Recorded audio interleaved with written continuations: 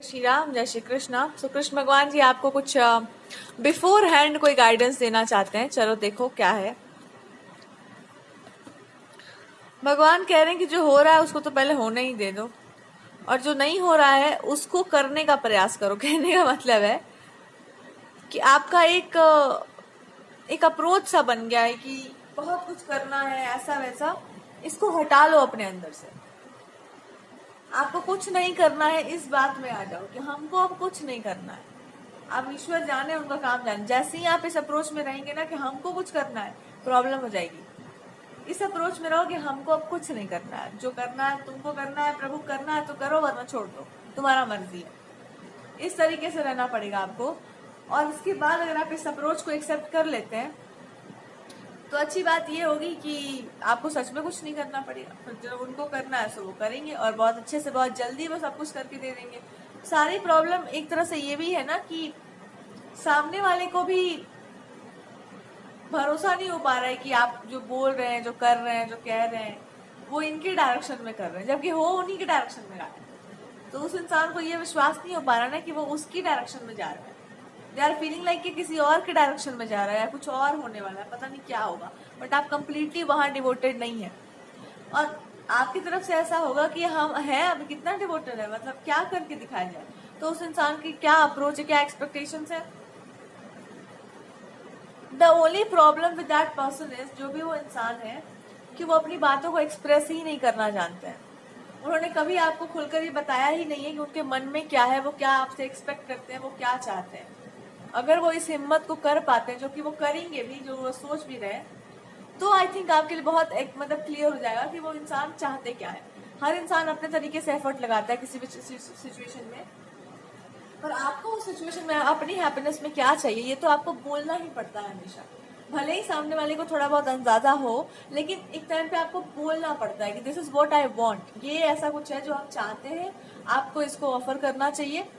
तो जाकर के कहते हैं ना, आई वॉज चैनलिंग समथिंग, कि जो अपने आप के साथ न्याय नहीं करता उसके साथ न्याय नहीं होता। तो आप खुद को जस्टिस देना स्टार्ट करो, जो भी ये इंसान है, कि आप खुल के बोलो कि आपको क्या चाहिए रिलेशनशिप में, किस तरह का आप पार्टनर ढूंढ रहे हैं, क्या आपको चाहिए, उस इंसान से आपको कैसा अटेंशन चाहिए, किस तरह से आप फील करते हैं, ये सब एक्सप्रेस करना होगा आपको। तो ही जाकर के सामने वाला समझ पाएगा। और अगर वो समझ भी रहा है तो दे आर वेटिंग कि आप कब एक्सप्रेसिव बनते हैं उतना ज्यादा। अगर ये कोई ऐसा कनेक्शन है जहाँ पर, मान लो ये कनेक्शन कोई ले लो, जहाँ पर आप एकदम परफेक्टली अपनी जगह पर सही है, तो गॉड इज सेइंग कि हाँ तुम सही हो ही, हम कहाँ मना कर रहे हैं तुम सही नहीं हो। पर कहीं कहीं पर आप बहुत गलत है, जहाँ पर आप क्वेश्चन करते हैं भगवान से, और जहाँ पर आप क्वेश्चन करते हैं कभी कभी सिचुएशन को, और जहाँ अभी आप करते हैं अपने आप को। क्यों ऐसा वो बोल रहे हैं? क्योंकि तीनों ही अपने अपने जगह पर सही है, क्योंकि इसको अरेंज करने वाले वो खुद ही हैं। तो आपसे वो क्या कह रहे हैं? कह रहे हैं मेरे साथ काम करो, को वर्क करो मेरे साथ, को क्रिएट करो मेरे साथ। अगर उन्होंने चीजों को खराब किया है तो वो ही ठीक करेंगे, और अगर उन्होंने प्लान करके रखा है कुछ तो वो उनकी प्लानिंग है। जैसे आपकी प्लानिंग है वैसे मुड़ जाएंगे। अपना कुछ मत रखो रिजिड बिहेवियर की, नहीं हम ऐसा नहीं वैसा नहीं। जस्ट बी सो फ्लेक्सिबल कि जैसा आपको मुड़ा जाए आप वैसे मुड़ जाएंगे।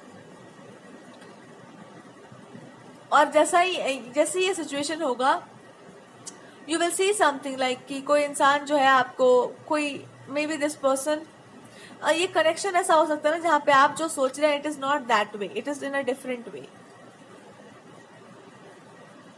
अच्छा, तो सामने वाले का जो अप्रोच है ना उसको छोड़ करके उस इंसान को दूसरे तरीके से आपको डील करना पड़ रहा है, इसीलिए इनको प्रॉब्लम हो रही है। कि मतलब ये इंसान काफी बड़े हाइट पे होगा, या कुछ बड़ी ऊंचाई पे होंगे, या फिर अपना कुछ बड़ा पर्सपेक्टिव होगा, and they are feeling like कि वो चीजें फुलफिल होंगी, पर नहीं वैसे नहीं जैसे मेरा लेवल है, या वैसे नहीं जैसे मेरा अप्रोच है। एक अलग तरीके से वो फुलफिल होगा।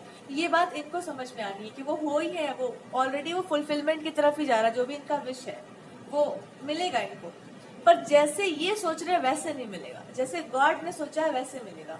और वैसे जब उन्होंने एक्सेप्ट कर लिया होगा, then you will see that कि हाँ ये कनेक्शन अब जो है सही तरीके से जा रहा है। इसी के लिए भगवान जी ने सब खराब किया हुआ है। और वो दूसरा ये भी बताना चाहते हैं कि कॉम्प्रोमाइज इस दुनिया में हर किसी को करना पड़ता है, लेकिन एक जगह पे आपको कॉम्प्रोमाइज नहीं करना चाहिए, वो इमोशंस। अगर कोई इमोशन लेस इंसान है, जिसके भावना विहीन पर्सन है, उसके साथ कोई कॉम्प्रोमाइज नहीं होता, वहां पे कोई मैरिज, वहां पे कुछ नहीं हो सकता है, क्योंकि यही भावनाओं से होता है, भक्ति भाव प्रधान है। तो प्रेम का कोई भी संबंध ऐसे किसी व्यक्ति से नहीं हो सकता जहां पे भाव ही शून्य हो, कभी नहीं हो पाएगा वो। और जिसमें भाव हो उसके साथ तो कुछ आप कह ही नहीं सकते। फिर तो लाइफ में कुछ भी चल रहा हो, वो इंसान ये समझ जाएगा ना कि उसके साथ आप कनेक्शन बना सकते हैं, उसके साथ बॉन्डिंग हो सकता है। भावना से विहीन है जिसके साथ, उसके साथ कुछ नहीं हो सकता।